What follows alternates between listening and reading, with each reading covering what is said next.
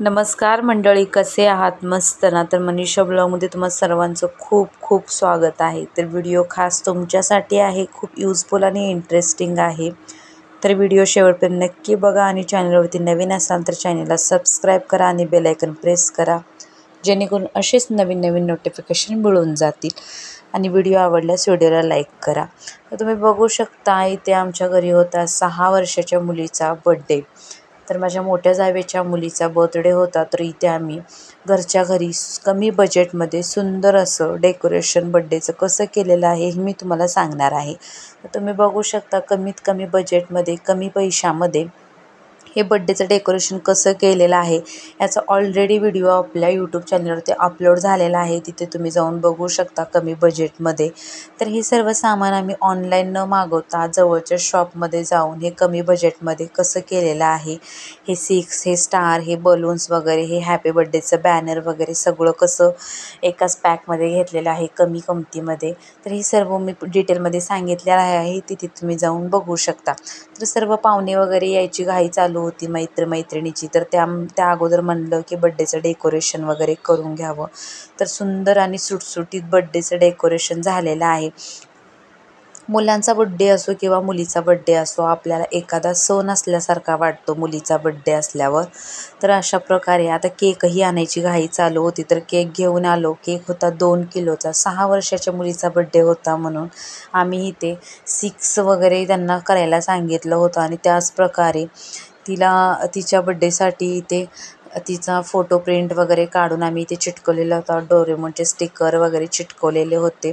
तर त्याचप्रकारे बड्डेचं नियोजन म्हणून इथे व्हेज बिर्याणी मागवलेली होती, व्हेज पुलाव.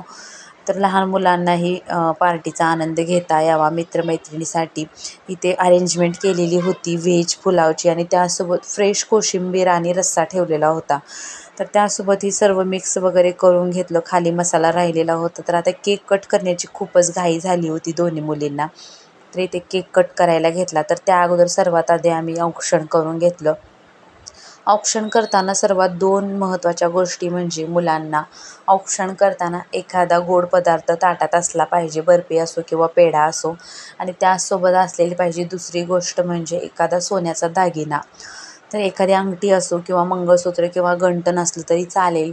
मुलांना आपण औक्षण करताना त्यांच्या डोळ्याला किंवा त्यांच्या असे डोक्यावरून आपण फिरवलं पाहिजे, खूप शुभ मानलं जातं. तर मी आणि माझ्या जावेने दोघींनीही औक्षण करून घेतले. बऱ्याच बायका, मित्रमैत्रिणी आणि छोटे तिचे फ्रेंड वगैरे जमा झालेले होते. तर केक कट करायची खूपच घाई लागलेली होती. तर इथे शुभ्राच्या पप्पांनी कॅन्डल लावून घेतली केकवर. तर त्या दोघींचीही खूप घाई होती केक कट करण्यासाठी. तर कॅन्डल वगैरे लावून झाली आणि सगळ्याच फ्रेंडला एन्जॉय करायचं होतं, पटकन केक कट करायचा होता.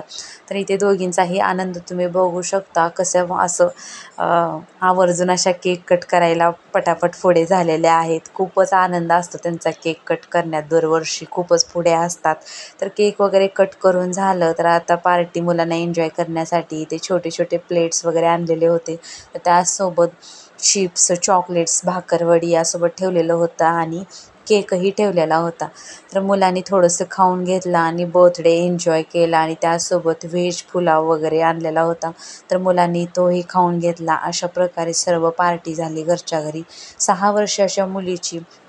त्यासोबत मित्रमैत्रिणी, पाहुणे रावळे वगैरे सर्वांनी व्हेज पुलाव आणि फ्रेश कोशिंबीर आणि रस्स्याचा आनंद घेतला. तर घरच्या घरी 6 वर्षाच्या मुलीचा बर्थडे आनंदात सेलिब्रेशन झाला. व्हिडिओ आवडल्यास व्हिडिओला लाईक करा, चॅनलला सबस्क्राईब